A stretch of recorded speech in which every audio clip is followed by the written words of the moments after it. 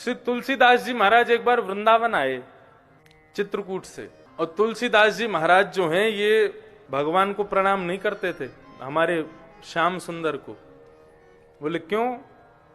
बोले तुलसी मस्तक तब नवे जब धनुष बाण ले हाथ। बोले बंसी छोड़ के धनुष बाण हाथ में लोगे तब मैं आपको प्रणाम करूंगा। तो श्री तुलसीदास जी महाराज के लिए कृष्ण भय रघुनाथ, हमारे ब्रजमंडल के श्रीनाथ जी तुलसीदास जी को दर्शन देने के लिए, उनके प्रणाम को स्वीकार करने के लिए उन्होंने हाथ में अपनी भुजा में धनुष बाण ले लिया। जैसे ही नंद नंदन कृष्ण ने बंशी छोड़ के धनुष बाण लिए तब तुलसीदास जी ने प्रणाम किया।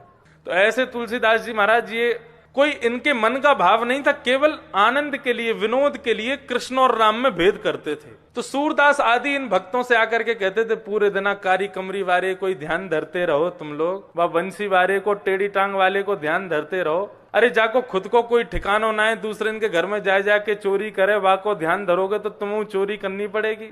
हमारी रघुनाथ जी की शरण में आ जाओ, हमारे राम जी की शरण में आ जाओ, सब कल्याण करेंगे राम जी। सूरदास जी महाराज कहते थे, बोले नहीं हम अपने गोपाल जी के ही ठीक हैं। अब सूरदास जी को नेत्र तो थे नहीं। तुलसीदास जी बोले देखो भाई तुम कितना भी लड़ लो हमसे, लेकिन श्रेष्ठ तो राम जी ही हैं। सूरदास जी बोले हाँ राम जी श्रेष्ठ है, मना कब कर रहे हैं, लेकिन गोपाल जी से बढ़िया कोई नहीं है। बोले देखो ये कब तक लड़ाई झगड़ा हमारा चलता रहेगा, आज हम तराजू में तोल के देख लेते हैं, जिसका वजन ज्यादा वो जीत जाएगा। सूरदास जी बोले ठीक है कर लो तुम जैसे करना चाहो। बोले मैं अपने ठाकुर जी को लेकर के, अपने रघुनाथ जी को लेकर के एक पडले में बैठूंगा, आप अपने गोपाल जी को लेकर एक पडले में बैठना, और दोनों नापेंगे, जिसका वजन ज्यादा, जिसमें बल ज्यादा, उसका पडला नीचे आ जाएगा और वही फिर विजयी माना जाएगा। और एक और शर्त है, यदि रघुनाथ जी जीत गए तो कल से रघुनाथ जी के पद गाने शुरू कर देना सूरदास जी, और यदि तुम्हारे कन्हैया जीत गए तो हम कल से कन्हैया के पद गाने शुरू कर देंगे।